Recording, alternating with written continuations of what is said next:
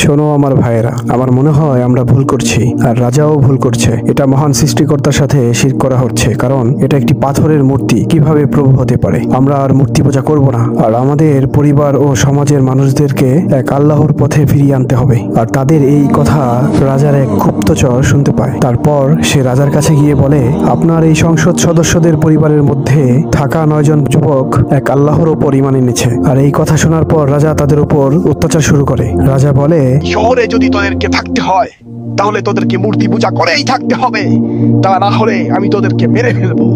রাজার এই কথা শোনার পর তারা সিদ্ধান্ত নিল তারা এই শহর থেকে কোথাও দূরে চলে যাবে। পরের দিন তারা রওনা হলো। সারাদিন হাঁটার পর সন্ধ্যা হলে তারা একটি গুহায় গিয়ে বিশ্রাম নিল।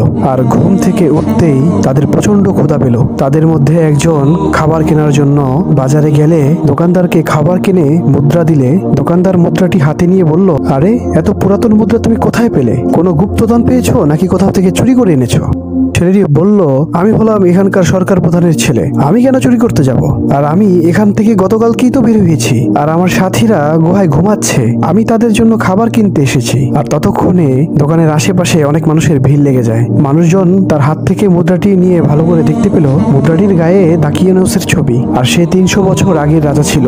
আর তারপরেই সবাই তাকে ধরে বাদশার কাছে নিয়ে গেল। ছেলেটি রাজদরবারে গিয়ে বুঝতে পারলো সে গতকালকে যে দরবার থেকে এসেছে এটি সেই দরবার না। তখন আর তার বুঝতে বাকি নেই যে সে 300 বছর ঘুমিয়েছিল। আর সে যে দরবারে এসেছে সেই দরবারের বাদশাহ এবং তার লোকেরা আল্লাহর উপর বিশ্বাস করত, কিন্তু তারা একটি কনসেপ্টে বিশ্বাস করত না। আল্লাহ যে তাদেরকে মৃত্যুর পর পুনরায় আবার জীবিত করবে এটা তারা বিশ্বাস করত না। এবং তারা শুনেছিল আজ থেকে 309 বছর আগে 9 জন যুবক এই এলাকা থেকে রহস্যময়ভাবে চলে যায়, আর ওদেরকে কেউ খুঁজে পায়নি। এবার সে রাজার বোধোদয় হলো, তাহলে তোমরাই কি তারা? তারা বলল, হ্যাঁ আমরাই তারা। তোমাদের বাকি সাথীরা কোথায়? তারা গুহায় আছে, চলো দেখতে যাই। ঠিক আছে চলুন। এবার এলাকার সবাইকে সাথে নিয়ে বাদশা গুহার সামনে গেল। হ্যাঁ, তারা 9 জন ঠিকই আছে, আর তাদের সাথে একটি কুকুরও আছে পাহারা দেওয়ার জন্য। আল্লাহ পাক 309 বছর পর এই 9 জন যুবকদেরকে দিয়ে পুরো একটা দেশের মানুষদের আকীদাকে পরিবর্তন করে দিল। তারা বুঝতে পারলো যে আল্লাহ 309 বছর এই যুবকদেরকে ঘুম পাড়াতে পারে, সে আল্লাহ আমাদেরকে মৃত্যুর পর পুনরায় জীবিত করতে পারে।